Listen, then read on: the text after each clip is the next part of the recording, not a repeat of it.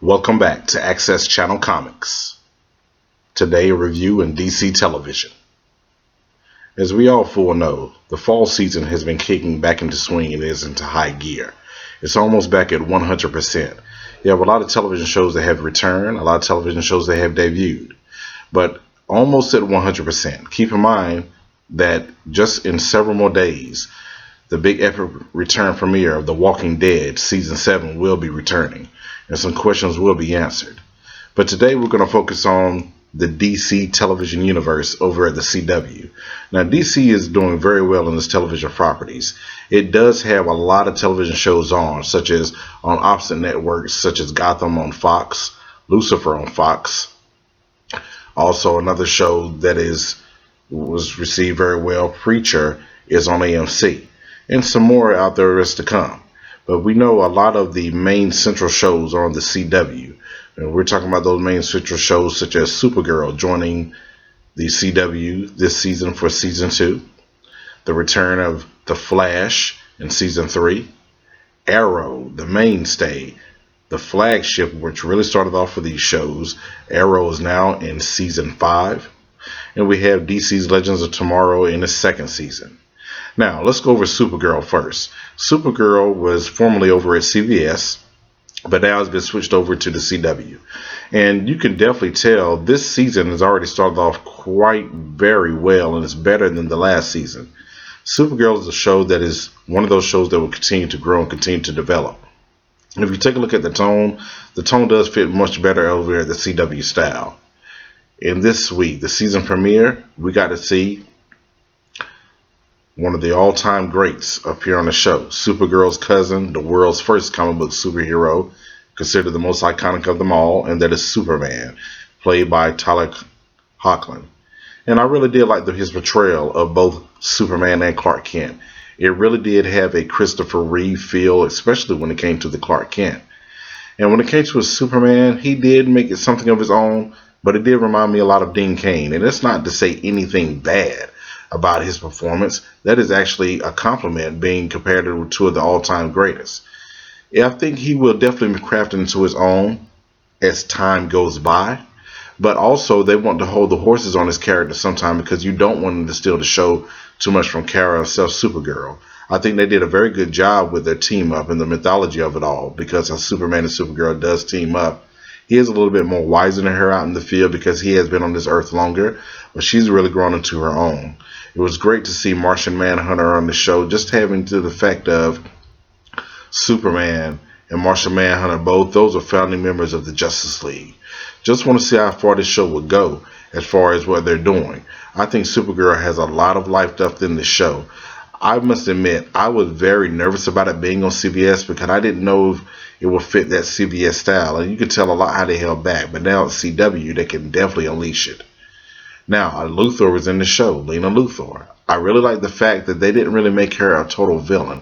Now, she did have the sassiness of a Luthor, but you did find out, similar to the Lex Luthor in the DC Extended Universe, his counterpart in the television world is also in prison, and he's set up sending John Corbin on a mission to kill Lena Luthor. So that was very huge, and you got to think, Lex Luthor would do something like that. But we do see in the episode what happens to John Corbin later on. John Corbin is becoming Metallo, a very well-known Superman villain. So it'll be very interesting to take their due on that. Kara also following in the footsteps of her cousin, Superman, Clark Kent, in becoming a reporter. Something of she feel like she has a calling in. And Cat Grant already pretty much knew that. Just as Cat Grant said, read it on the card when it first happened, when you first came in. So this is very interesting where they're taking the show. Me, I'm really liking the show. I am a huge Superman fan, but I also like Supergirl. So Supergirl is one of the most iconic superheroes. I always like this. Wonder Woman is the most iconic superhero. Supergirl falls in that class of top 5 of superheroes of all time. Now, to see where this show will go, it'll be very interesting, because if you see, they introduced Mon-El. Mon-El is a character from the comic books. He is, in a way, like another version of Superman, a little bit headstrong or whatever like that. Many people have gotten him crisscrossed with Superboy and everything, so it's kind of making me wonder what they're going to do with him. If you notice, Superman did say he will be sticking around a little bit longer, so he will be in the next episode and be coming back into some more episodes. I think when he leaves temporarily, Mon-El will wake up out of his coma then. I think they didn't want to have him Superman and getting too much interaction right off gate, because that would take away from Kara. Also, keep in mind in the news that Jimmy Olsen is supposed to be becoming a superhero himself, a vigilante called the Guardian. He will have the shield and everything. Now, so that'll be interesting take to see. They're going to build that up. We'll have to see how his relationship works out with Kara in the future. So what did you guys think about the Supergirl TV show for this week? How would you rate it? Any questions about the show? Put your comments at the bottom. And now as we move on to the next DC television show, and that is The Flash. A lot of people waited for The Flash to return, and they returned last week, and The Flash, highly impressive episode. Right now they're doing the build of the Flashpoint. And if you remember in the season premiere, when Reverse Flash dropped him back off at the door, he did inform him that, hey, you're back, but things are almost like they were. And so Barry asked him what he mean by that. And so basically, he told Barry, you'll see, and he just zoomed off. You'll later find out where, no pun intended, to zoom, you'll later find out where Reverse Flash went. But then we're back to Barry. It focused more on things such as Cisco losing his brother. And we found out why he wasn't really talking to Barry. We found out why Iris wasn't really talking to her father, Joe.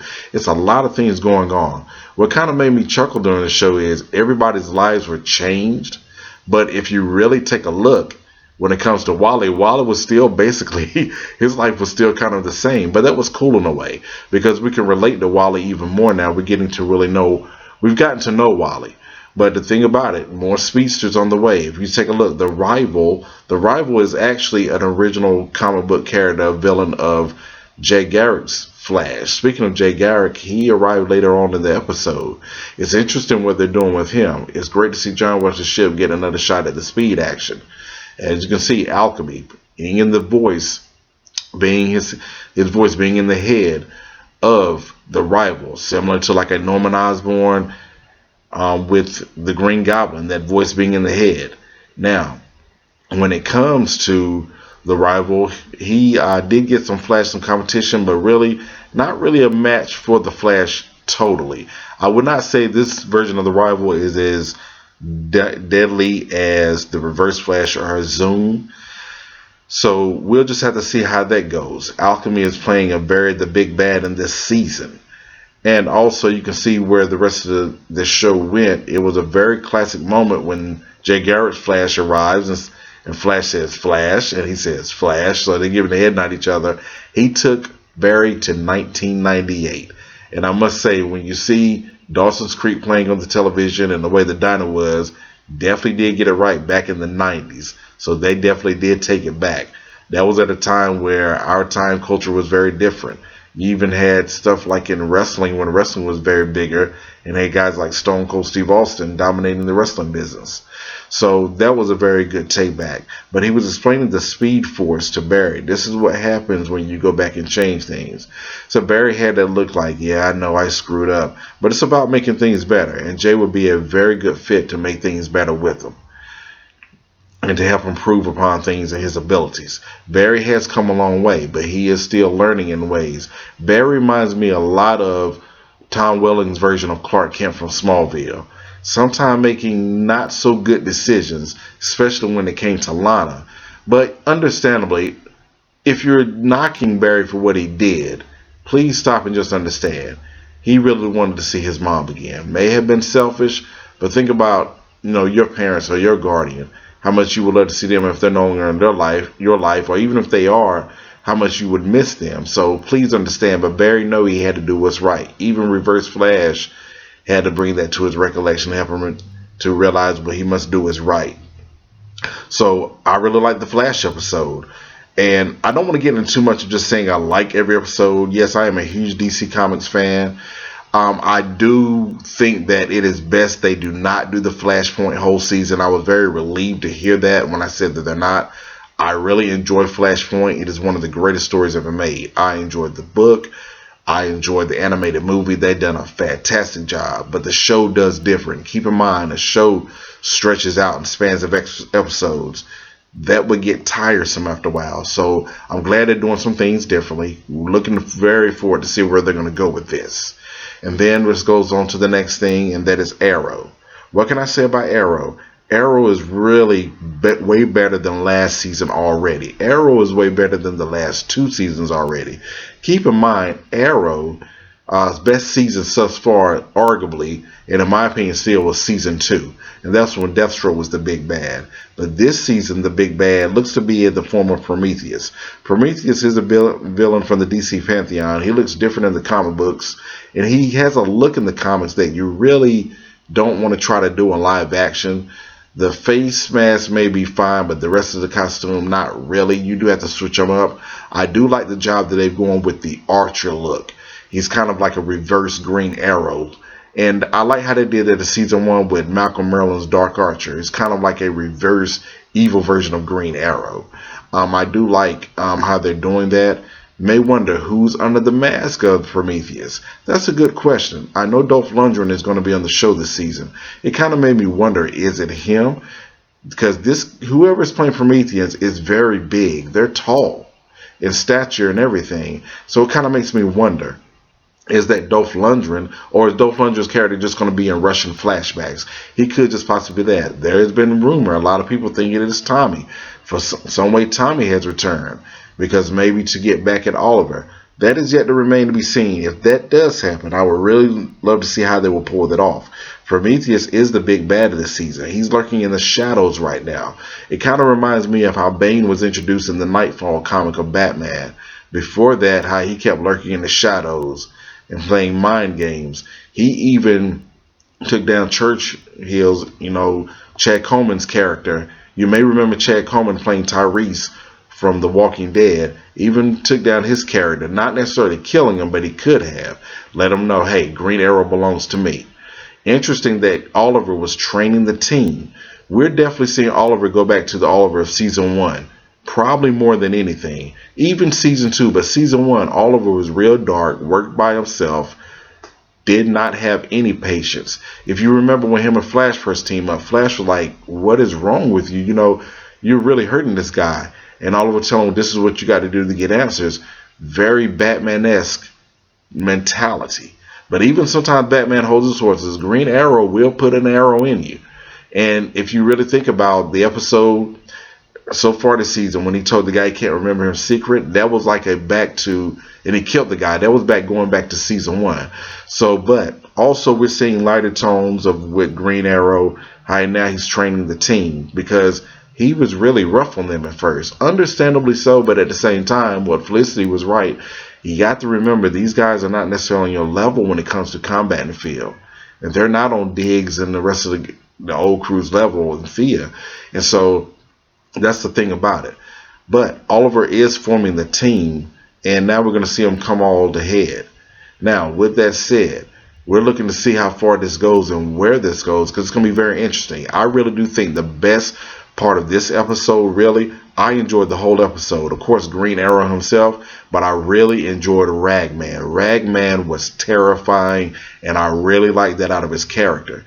For many people who probably don't know about Ragman, you might think he was a villain at first, but actually, he's not a villain. He is on Green Arrow's side, as you've seen him to come to get to know that when they decided to work together. Ragman is very terrifying. He looked like a mixed cross between the Scarecrow and Brother Blood.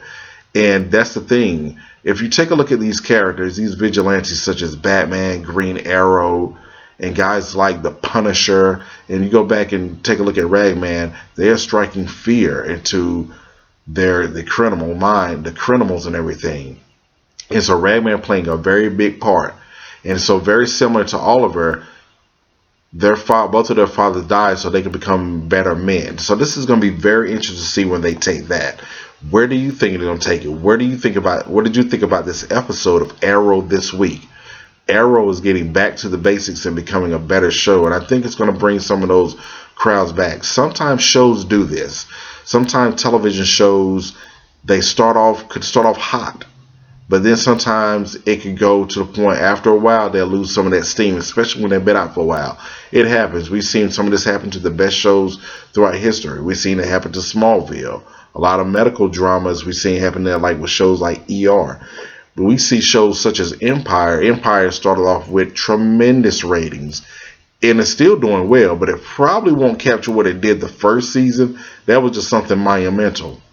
Every show sometimes can't exactly do like The Walking Dead, but even The Walking Dead had its declines sometimes. But understand these shows are going through changes to try to make the shows better because they don't want to keep doing the same thing. They will lose an audience when it does that, when you're doing the same thing. But such as wrestling, it reminds me, sometimes wrestling has its ups and downs. If you go back and take a look at WWE, those Attitude Era fans, sometimes they come back when they hear certain wrestlers come back or when they're doing a certain style that reminds them of old without necessarily overdoing it and copying too much. That's what Arrow's doing. Keep in mind, Arrow is the senior of all these DC shows. It started in 2012, and it's the one that started the new cream in the crop after Smallville. So it's been around the longest. So it went through its changes, but now Arrow's getting back to what everybody loves to see. Oliver Queen donning the hood in the suit, pretty much kicking everybody and taking names. And so I think they're doing a fantastic job with that, and Arrow's rising back to prominence. And I'm glad because I'm a huge Green Arrow fan. So what do you think about that Green Arrow episode? Put your comments at the bottom. Now we move on to our fourth CW show in the DC television universe, and that is DC's Legends of Tomorrow. DC's Legends of Tomorrow, very good first season, but this season right here, already with one episode, is starting off looking very even better. Now we'll have to see how the rest of the season goes. Wanted to go on the up and up, but this is a very good season. Now, in this, keep in mind, characters such as Hawkman and Hawkgirl, they're gone, at least for now. They may come back in a recurring as a guest star role, but they feel their purpose on the show the first season. Also keep in mind, Captain Cold, right now he's missing in action. Captain Cold will be returning, but he will be one very bad, sinister villain. Keep in mind, with the timeline going on, he will be part of the Legion of Doom, with Damien Dark, as you've seen, has already arrived. And also, you see the Reverse Flash showed up at the end of the show.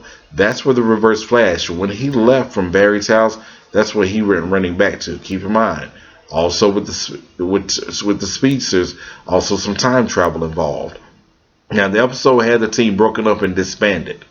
As you see, the gentleman who shows up to meet Oliver Queen, he already knew who Oliver Queen was, the Green Arrow. And Oliver was looking like this conversation is just about to be over. You better talk fast, do some convincing. He introduced who he was. This character is a character in the comics named Citizen Steel. His grandfather in the comics is Commander Steel, one of the Justice Society members. You did see in the end of the episode that the Justice Society showed up at the end. I really like the way they did that. Good numerous members. Now, the Justice Society is considered the first group ever in the history of comics. Before the Justice League, before the Avengers, there was the Justice Society. The Justice Society did get revamped into the Justice League, but the cool thing about the Justice Society, they're one of the groups who dealt with things in that age of nuclear war, the Nazis, all that type of stuff. That's where they really battled. They didn't really go battling a lot of stuff in the outer space. They really didn't start doing that until like the Justice League came along. But that's cool. Every group has its purpose. And you see the different characters in there. You may have noticed an African American female who was Vixen. Now that is not the Vixen from the show that is on CW Seed or the show or when she gets started on Arrow. Now, you may be also wondering, hey, okay, so that's the same Vixen, they got a different actress. Well, the actress who played Vixen, she's kind of similar to Manny Bennett, who played Deathstroke on Arrow. Those type of actors, they kind of come and go, but they do return in guest star capacities.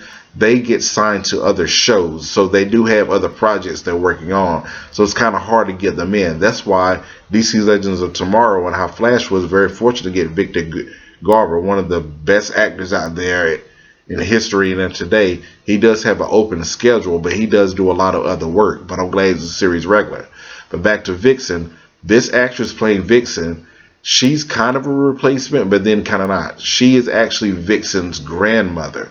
She was one of the pre-Vixens to ever come out, and so that's why she is there now. This is, keep in mind, this is time travel. Keep in mind, Damien Dark in the present timeline, he died last season on Arrow when Arrow killed him off. But in the past, during the past, he is alive now and is doing sinister things, speaking in German. Also, keep in mind, Sarah is setting out to kill him, because if Sarah kills him, one, it would be sweet for her to get revenge for her sister, but even more importantly, she would help save Laurel. Now, at some point in the season, Laurel is coming back. Now, will it be Laurel in past tense? Will it be Laurel as rescue? Will Sarah complete the job? We'll just have to see. It's interesting what they do with these timelines. That's why I'm a huge fan of time travel and timelines that you see in the DC universe with the Flash and everything, with the Flashpoint, just like you see over in the Marvel universe with the X-Men with Days of Future Past. You really have to pay attention to the storylines because they can be a bit confusing, but they are so fascinating. So we'll see how that goes. But with the Justice Society, it is very interesting. The Justice Society, we get to see a lot of members, such as Our Man. He showed up at the end of last season when he introduced himself in the Justice Society. Also, you get to see Dr. Midnight. You get to see also Green Lantern's son, Obsidian. Now, that is the original Green Lantern son, Alan Scott. His son is decked out in pretty much the all-black costume with the cape. Also, you get to see, of course, Vixen. You get to see numerous members. Stargirl. Keep in mind, Stargirl, you got to see a lot of these characters on Bruce Timm and Paul Dini's Justice League Unlimited when they brought a lot of them in. So it's going to be very interesting to see where they go with this. They got different characters. But also keep in mind, the Justice Society is a huge pantheon in the DC universe, because Justice Society also have members such as like Alan Scott, Green Lantern, The Flash, Jay Garrick. I do think they will bring Jay in over in not too long from now, because they're going to need someone to deal with the speedster that is the Reverse Flash, Eobard Thawne. Also, we could get a flashback when Jay was younger during the Justice Society. Also, keep in mind, Hawkman is a member of the Justice Society. You have Power Girl, the Spectre. Now, some of them may not make it onto the show. Maybe, maybe not. Or they could make it in future seasons. But it'll be very interesting to see what they do.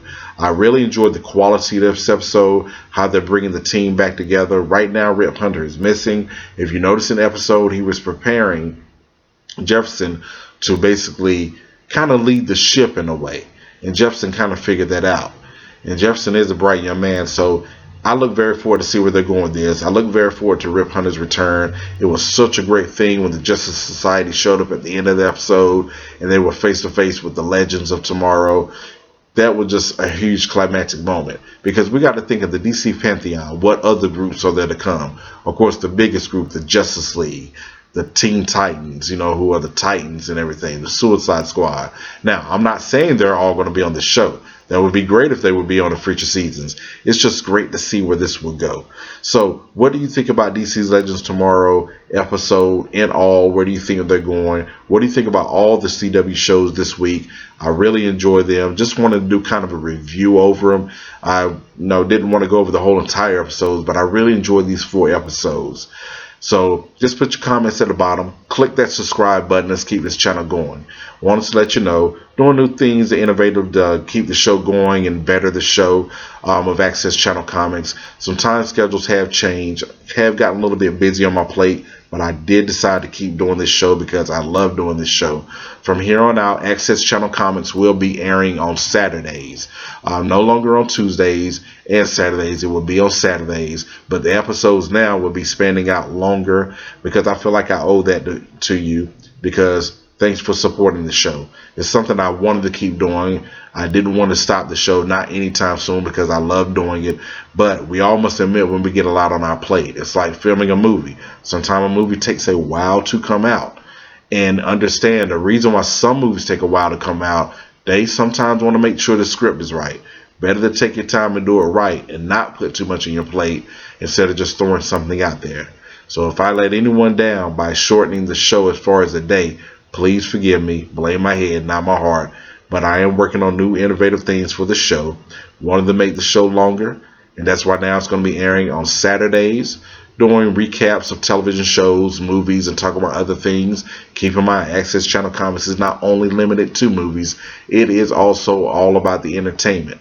Look very forward into several more days for The Walking Dead to return. Look forward to reviewing episodes of those. Also looking for more DC news, more Marvel news. One of the big things that hit from DC here this week, as you see, from DC's Justice League upcoming movie, Amber Heard as Mera. And if you see the image, just as you see it right now, that is a very good, cool looking shot.